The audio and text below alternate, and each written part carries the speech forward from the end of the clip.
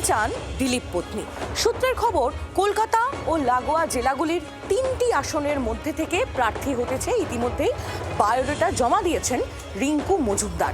কিন্তু প্রশ্ন হচ্ছে, ঘোষ ঘরণীকে প্রার্থী করবে বিজেপি?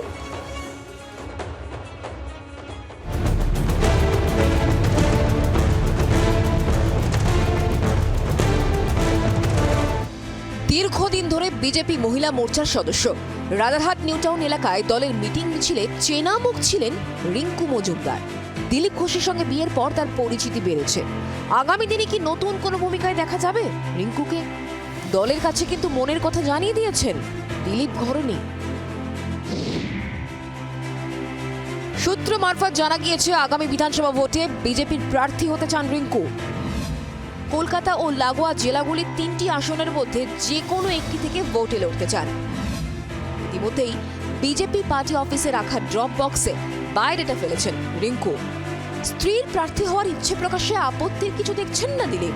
আপত্তি দেখছেন না বিজেপির ঘর করা তৃণমূল নেতা জয়প্রকাশ মজুমদারও।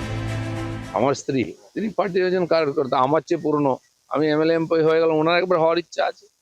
পার্টির হাজার হাজার লোক অ্যাপ্লিকেশন করেছেন, কর্মীরা, যে কেউ করতে পারে। পার্টি ঠিক করবে কাকে কোথায় ক্যান্ডিডেট করবে। কোনো অসুবিধা নেই তো। দিলীপ ঘোষের স্ত্রী প্রার্থী হলে তাও তো তিনি তো অন্য দল থেকে বিজেপিতে এসেই রাতারাতি প্রার্থী হওয়ার ঘটনা তো আমরা আগে দেখেছি।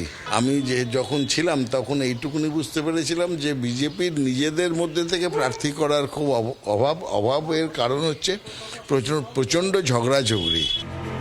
যদিও গোটা বিষয়টি জানা নেই বলে এড়িয়ে গেলেন কেন্দ্রীয় মন্ত্রী সুকান্ত মজুমদার।